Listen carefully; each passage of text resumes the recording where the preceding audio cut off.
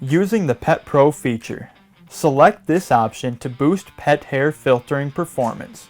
You can use this mode anytime, but it's especially suited for loads with high amounts of pet hair. Turn this modifier on or off with a single button press. For best performance, it is recommended to load items by dropping them in loose heaps evenly around the wash plate and agitator.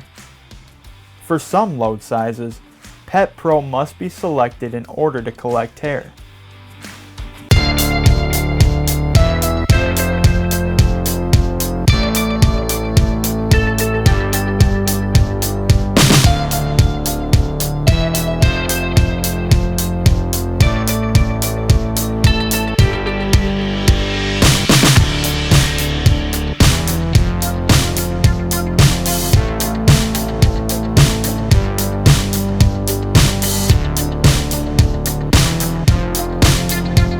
On the cap towards the top of the filter indicators for unlocking and locking the filter. First, grab the cap and twist to unlock.